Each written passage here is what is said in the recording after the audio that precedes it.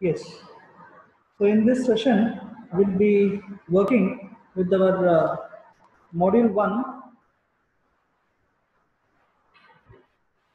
module one, bit C, section C, wherein we'll be interacting on biasing, biasing in MOSFETs or MOS amplifier circuits. MOS amplifier circuits. Okay. So before starting this interaction, let me just give you the brief that what all you are going to interact in this particular section. Okay. So to start up with the syllabus, so we are going to have the first topic wherein we are going to briefly introduce about what is this MOSFET. Okay. Then how it is different than compared to BJT. Then later we are going to interact about biasing this MOSFET with several different methods such as making or fixing your VGS. Second one, fixing your VG. And the last topic that we'll be discussing in biasing of MOSFET amplifier circuits is nothing but we are going to use one feedback circuit in order to in order to stabilize the amplification of this particular network. Okay, so wherein it's a drain to gate feedback circuit. Okay, a drain to gate feedback circuit. So now we'll start interacting about this term. We'll start interacting about this particular topic. So I do feel that the syllabus would have been something else than how it has been scripted, wherein a syllabus wherein first what is a MOSFET, then what is its structure, then some VI characteristics, input-output characteristics, then how to operate this MOSFET as an amplifier. So after discussing this, then these topics, if it has been interacted, then I do feel that the level of interaction and level of understanding will be too better. But somehow we have to start up because even the span what we are having is too short in order to go again back to the fundamentals of MOSFETs and then start interacting about your syllabus as such. Okay, so now I'll start working on the first topic. That is a brief introduction, a brief introduction about this MOSFET and MOSFET as an amplifier. Okay, the first thing is that we'll just briefly take about how is our MOSFET being represented. So our MOSFETs, it is being represented like this.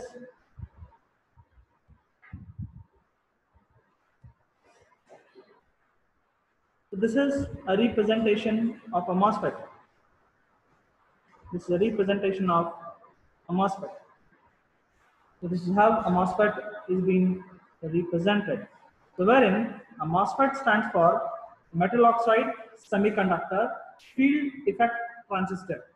Metal oxide semiconductor field effect transistor. Okay.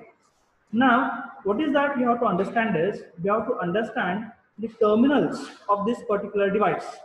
You have to understand the terminals of this particular device. So this terminal, we call it as a drain terminal. We call it as drain terminal, and we denote it by a letter D. This we call it as a gate terminal, and we denote it by the letter G. And this is called as a source terminal. It is called as a source terminal, and it is being denoted by S. So this is a brief representation of a MOSFET. Okay. Again, in case of the MOSFET, how in case of a transistor, you are having an NPN transistor and a PNP transistor. Similarly, in case of a MOSFET, you'll be having an N-channel MOSFET and a P-channel MOSFET. Okay. So now, what is that you people need to work out over here is, now we are going to use this particular MOSFET to work like an amplifier. You're going to use this particular MOSFET to work like an amplifier. So before using this MOSFET to work like an amplifier, the people should remember that biasing of this particular circuit is important. Biasing this particular circuit is important because you know that this term biasing, it simply means that you are setting a Q point. You are going to set a Q point in this particular circuit. You're going to set a Q point in this particular circuit. So wherein this Q point decides how is this MOSFET is going to work. Okay, how is this MOSFET it is going to work. So now, in order to understand this step, we'll be taking up our next topic, that is biasing of this MOSFET by using VGS method. By using a VGS method. Okay. The second topic of interaction, it is biasing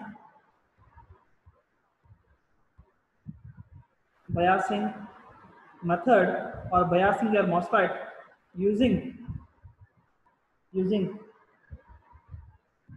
fixed VGS method. Okay, fixed VGS method. So this is one of the crude method, one of the method which can be used, but in real time we don't employ this method. This is a crude method, a simple approach, I could say. Okay, so in case of this fixed VGS method, as I said you in the initial point, this is one of the simplest approach or a simple approach to bias and MOSFET. It's a simple approach to bias a MOSFET. Now, what we're going to do over here is, as we know, how is our MOSFET being represented? So it is being represented somewhat like this. This being the drain terminal, the source terminal, and this is our base terminal. Sorry, the gate terminal. Okay. So this is our drain, gate, and source. Okay. So now, what we're going to do over here is, in this approach, that is biasing using fixed VGS method. Biasing using fixed VGS method. So in this, we are going to set the value of VGS.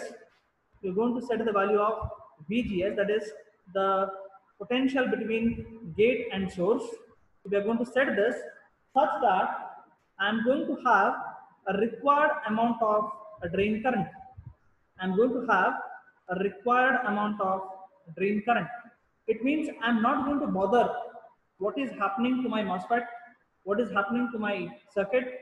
I'm just going on increasing the voltage. I'm just going on increasing the voltage which is applied between gate and source. I increase this until I'm going to get a required amount of drain current. I'm going to increase this until I'm going to get required amount of drain current. So once the required amount of drain current is achieved, then I will not increase this VGS. Instead, I'll maintain this VGS as a constant parameter. Okay. Now, once I'm able to do this, now question may come that how I'm going to increase this VGS. So this can be done by using an suitable potential divider between the circuit or in the circuit. So your potential divider might be somewhat like this. So using this voltage divider circuit, wherein I'm going to apply a voltage here, something called as VDD.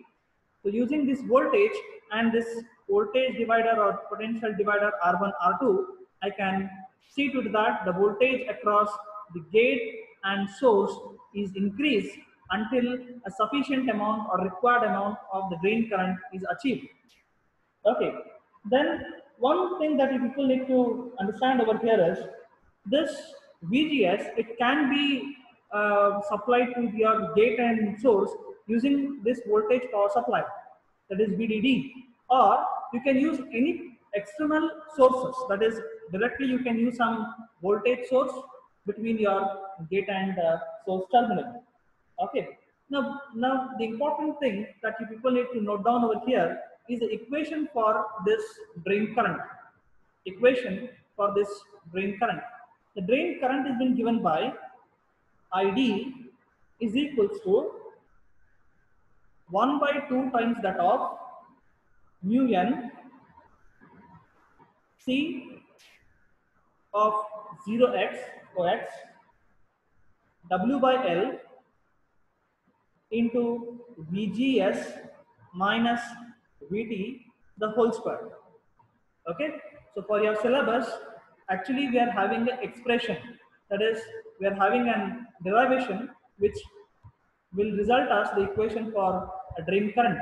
But for your syllabus, you need to directly consider this equation. You don't have any derivations, no expression for this particular or no root in order to how this idea has come. You people have to just consider this equation, that is drain current is equals to 1 by 2 times that of mu n into C of Ox W by L VGS minus VT the whole square. I'll explain you what are all the terms involved in this particular equation. Okay, so as this ID stands for what? A drain current. ID stands for a drain current. Then this COX, what does the COX stand for? COX stands for oxide capacitance. This OX is for oxide. C stands for capacitance. Then C of OX, it means oxide capacitance. Oxide capacitance. Then this term VGS talks about the voltage applied between gate and source. This VT stands for threshold voltage. VT stands for threshold voltage. Understanding? And this W by L, this is called as transistor aspect ratio. Transistor aspect ratio. So transistor aspect ratio means what? It talks about what is the width and what is the length. What is the width and what is the length. Understanding? So these are all the parameters related to this particular equation. So directly in numericals and all, he will give you the value of this. Will give the value of this. You people have to just compute your drain current having the knowledge of VGS and VT. So this is a simple 4 marks question. Okay, so this equation is very, very important for you people. You should remember this. Okay, so ID is being given by 1 by 2 times that of mu n COX W by L VGS minus VT the whole square. Okay, so now we'll go to this understanding about this equation. Little, I can say, still more in deeper. Okay, so let me write that equation once again. The equation for ID is been given by 1 by 2 times that of mu, okay, into COX into COX, right? Which is nothing but an oxide capacitance W by L. Okay, then VGS minus VT the whole square. Okay, now what is that we people need to understand over here is from this equation the values of VT, COX, and your transistor aspect ratio, nothing but W by L. So these three parameters, let me write VT, W by L, and COX. So these three parameters, they are going to vary from one device to another device. Let me say for device 1 to device 2. I simply mean to say that if I'm having two MOSFETs, okay, if I'm having two MOSFETs, so let me say that this is my MOSFET 1. Okay, this is of same series. I'll take one more MOSFET.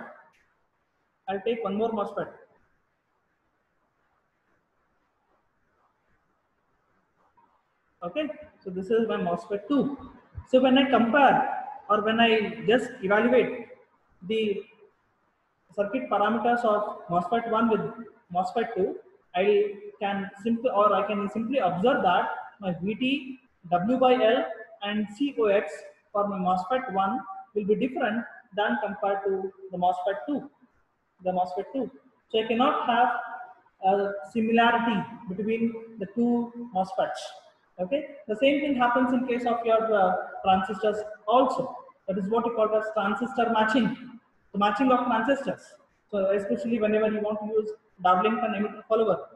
So at that time, in case of your Darlington connection, which you people have studied during your basic electronics, the collector will be shorted, emitter will be connected to base of the second transistor, and this will be the base, this is the collector, and this is the emitter of the circuit. So this kind of a configuration is said to be as Darlington configuration of transistor. So in this, you want the two transistors to be matched. You want the two transistors to have same electrical parameters, but no two transistors will have same electrical parameters. The same is true in case of the MOSFETs as well. So no two MOSFETs will have the parameters such as Vt, W by L, and COX as the same parameters. Okay. Now, if at all, if I plot a graph in order to emphasize on my statement, if at all, if I want to have a plot, a graph of, let me say, the VGS, the input voltage, versus the output current, something called ID, the nature of graph will resemble somewhat like this. So let me say that this is the curve what I'm going to have it for my device 1. And let me say for my device 2, I'll be having a second curve. For my device 2, I will be having a second curve. So let me say this is device 2. Now you see here for the same value of VGS, let me say this is the value of VGS. This is the value of VGS. So for the same value of VGS, if I plot a graph over here, okay, then I can see here, this is the value of ID.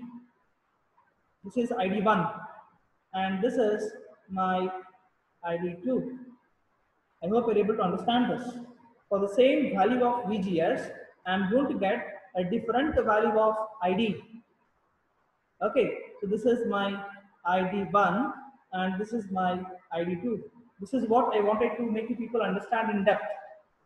Stating that if I take two MOSFETs, MOSFET 1 and MOSFET 2, if I apply a same gate voltage, a voltage between gate and source, for same gate voltage, two MOSFETs will give me two different drain currents. Two different drain currents. You can see the difference over here, right? So this is the difference of the two drain currents what I'm going to fetch from my MOSFETs. So this itself, this graph itself is going to emphasize stating that the two MOSFETs will not have same electrical parameters. Okay, so I can just say about this particular topic. That is a topic wherein we were discussing about biasing the MOSFET by fixing VGS. So this is a crude method. Okay, so this is not the method which is being used in real time. So the method which normally it is being used in the real time is method which is being called as by fixing VG, only the potential at the gate. So this method is being used at real time. And the previous method is we are never going to utilize it because by that method my Q point is not stable. It's a drawback of that. My Q point is not stable. The electrical parameters of the circuit, they are such that they are variant with respect to or they are sensitive towards temperature. But this method what we're going to use, I can prove it that this method or in this method I'm going to overcome the drawbacks which were there in case of VGS technique. In case of VGS technique. Okay. So now how we are going to fix this gate voltage? How we are going to use this VG method? So now let me say that I'm having my MOSFET. So this is my MOSFET. Okay, wherein I'll be having my drain terminal, a source terminal, and this is my gate terminal, and this stands to be as my MOSFET. Okay, now let me denote the terminals for your better understanding. So this is my gate, drain, and source, right? So now, how I'm or what I'm going to do in this method of fixing by VG method. So in this method, so this is my VG, the positive, negative. So I'll be applying some voltage between the gate and the ground directly. Okay, gate and ground. Um, then I'll be having one resistance at my source terminal. I'll be having one resistance at my source terminal. It means I'll be having this resistance which is being connected to the ground. So this resistance is called as RS. It's called as RS. Okay, and this is being connected to the positive supply plus VDD plus VDD. Okay, and I'll be having a drain current. I'll be having a drain current which is going to flow from my drain to source. So this is my ID, and there will be a forward voltage drop between the gate and the source. So this is positive, this is negative. This is my VGS between gate and source. So this is my VGS, positive and negative. And one more voltage drop that occurs across the resistance, I can call it as VRS, positive, negative. Okay, so now in this particular method, if at all, if I want to apply KVL at the input side, if I want to apply the KVL at input side, how will be my equation? My equation will be negative to positive, it is positive, so I can write this as plus VG. Okay, I can write this as plus VG. Then positive to negative, it is negative minus VGS. Positive to negative, it is negative. So this is how I can write ID into RS is equals to 0. So this means this is the, or I can say that ID is the value of current that flows this resistance. So this is ID into the resistance offered to the resistor is RS. So I can write this as minus ID into RS equals to 0. So this is my equation of KVL at input side. So I can say that at KVL on input side of the input loop. Okay, applying KVL at input loop. So this is my equation. So if I want to write this equation in terms of VG, that is equation for VG, and how I can write this? I can write it somewhat like this. My VG will be equal to, so I'm just going to send this two terms from the LHS to RHS. The equation for VG turns out to be as VG is equals to VGS plus ID into RS. Okay, VG is equals to VGS plus ID into RS. So in this equation, the people need to understand that if at all, if the drain current, if the drain current is increasing because of variations in the temperature, then since I know that my VG is a constant, this voltage is a constant. Since this voltage is a constant, it simply means that this VGS has to decrease. It simply means this VGS has to decrease. I hope you're able to understand this. I simply mean to say ID being your drain current, if it is increasing, I'm observing the increase or increment in the value of ID just because there is some change in temperature. So once this change in temperature is making some increase in the value of ID, then my VGS has to decrease it because there will be no variations in VG. My VG is a constant. It's a voltage between the gate and the ground. Understanding? It's a voltage between gate and the ground. Then this voltage is a constant voltage. It's like a DC voltage. So this cannot have any variations. Then in order to match this equation, then my VGS has to go down. Where is my VGS? It's a voltage drop between my gate and source. So when my VGS decreases, it means what? My input itself is decreasing. So when input itself is decreasing, what happens to a drain current? A drain current again, which was finding some rise now it is going to decrease. Now it is going to decrease. That's a reason why RS, this RS is called as a resistance which is going to employ a negative feedback in this MOSFET biasing, and this RS resistance is called as degenerative resistance. It is called as degenerative. It's called as degenerative resistance. It's called as degenerative resistance. Understanding? Is it clear to you? Okay. Then there are two possibilities that can exist in my equation. If I rewrite the cable expression once again for your easiness of understanding, okay, wherein my equation goes like this: the equation for Vg is equals to Vgs plus Id into Rs. So two possibilities I can have. I can have my Vg such that this is greater than that of Vgs. If my Vg is found to be greater than that of Vgs, it means my Vgs, it is negligible.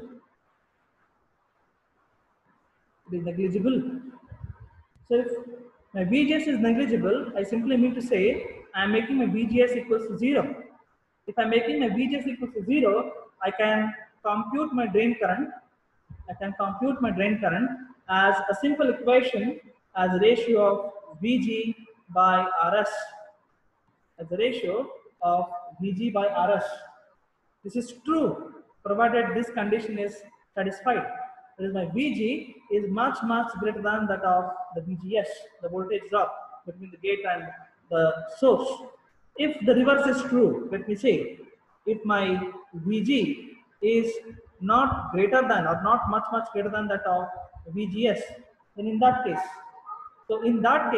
so I cannot employ this equation. I cannot use this equation because this drop VGS, is not negligible. So at that time, I should use the equation for ID as Vg minus VGS divided by RS. Understanding? So my equation gets something, or the equation is going to have a small alteration. This equation forms a small alteration depending upon how is the combination of your Vg and VGS. Is it clear to you? Is it clear to you? Yes? Please answer in the group chat whether the second method, that is biasing using Vg, is it clear to you or not? Okay.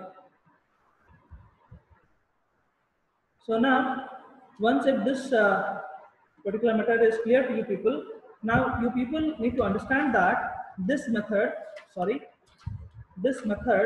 which we are going to use it at real time, fixing or biasing your MOSFET using fixing VG. So this particular method is being employed only if it is single polarity supply. If at all, if it is single polarity supply. What does it mean? It means you are having a positive voltage and here you are having a ground. So this is called as a single polarity supply, SPS. Now, what would be the case if at all, if I'm having two polarity supply? That is, I'm having a positive biasing voltage and one more a negative biasing voltage at the source terminal. So if I'm having two polarity supply, then this is not a circuit that I'm going to employ for using my MOSFET to work like an amplifier, or to say that proper biasing of my MOSFET. So in that case, whenever I'm having a dual polarity supply in my circuit, okay, so for the proper biasing, I'll be using, I will be using a voltage divider circuit. I will be using a voltage divider circuit. Okay, a voltage divider circuit. So let me say that. So this is my MOSFET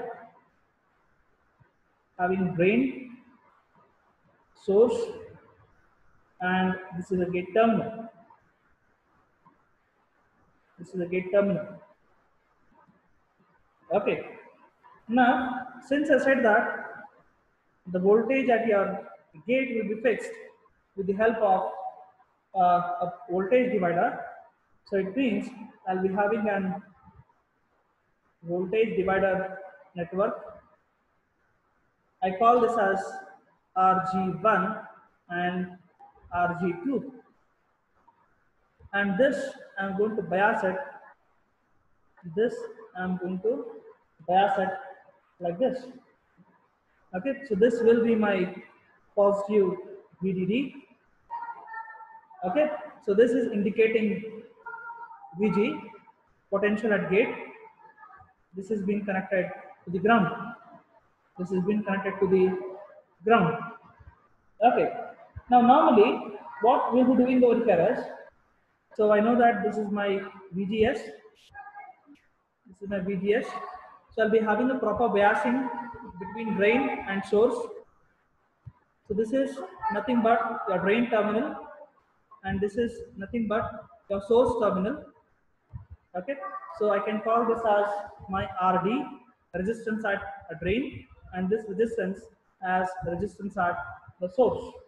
And the current that is going to flow from your drain to source, I can say it as my ID. A same ID current is going to flow through the source.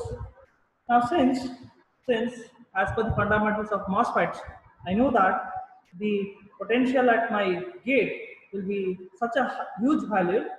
The VG, this whatever this RG2 is there, I'll be choosing this as a very huge value in terms of mega ohms. Then the current that enters into this uh, gate, let me say, current that enters into the gate is almost zero. IG is equal to zero. Okay, it's my uh, statement or my assumption, my equation that I'm going to utilize in many of the expressions.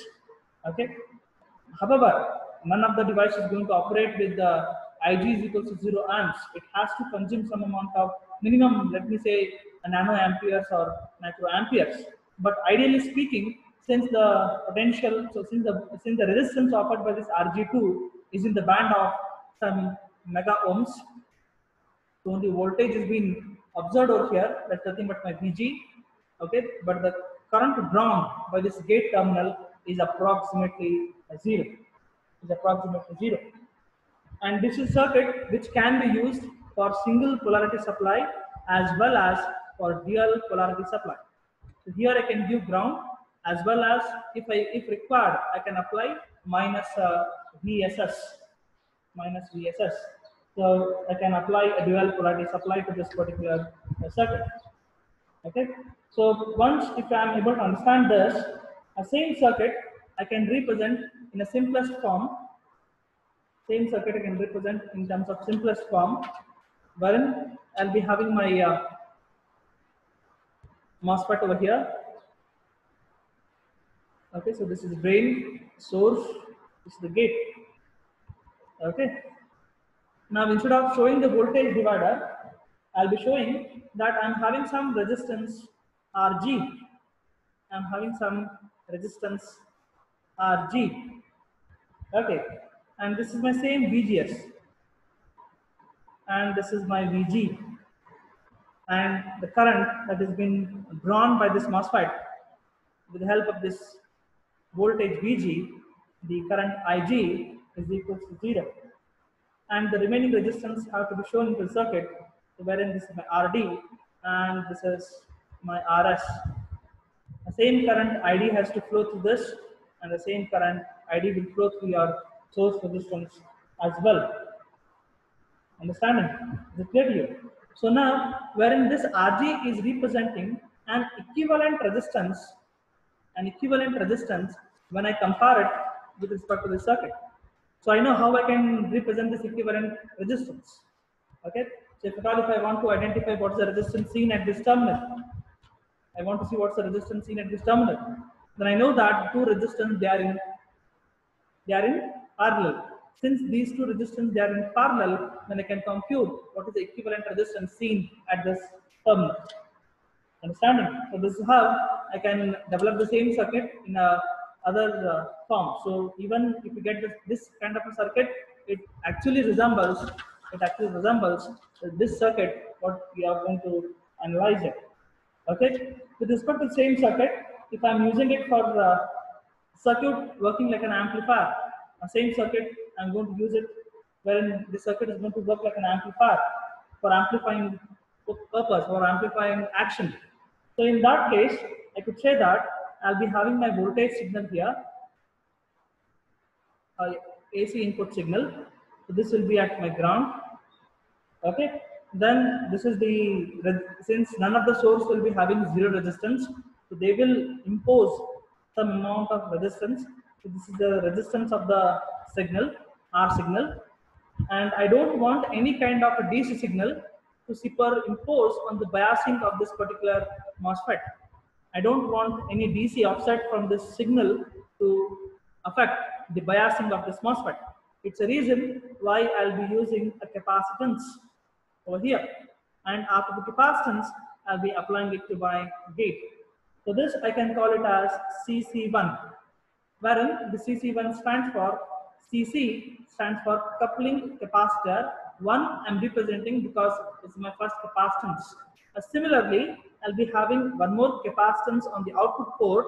I can call this as CC2, where CC2 stands for coupling capacitor second in a sequence, or CCI or CCO, a coupling capacitor which is being seen on the input and coupling capacitor which is being seen on the output.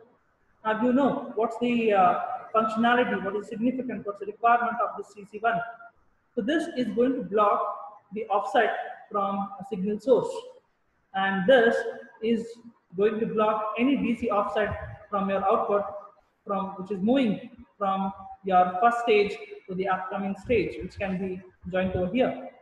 So if I'm having the second stage of the circuit, and when I'm feeding output of the first stage as an input to the second stage, and if at all if there are any DC offsets, then that DC offset will be blocked by this CC2. Understanding? So this is how I can build my circuit completely, wherein I'm using my MOSFET to work like an amplifier, and this is how my circuit is going to look alike. Okay? Is this interaction clear to you people? That is how I'm going to bias my MOSFET using VG, which can be utilized for both single power supply as well as for two power supply. That is one being VDD, another I can show it over here in that minus VSS, a negative voltage swing. You know that why we are using two power supplies. So in order to give a larger voltage swing, So over here, the maximum voltage that can be seen on the output terminal is VDD, and the maximum voltage swing that can be seen on the negative side is VSS. So depending upon the value of VDD and VSS, the maximum output voltage swing can be seen on this output terminal.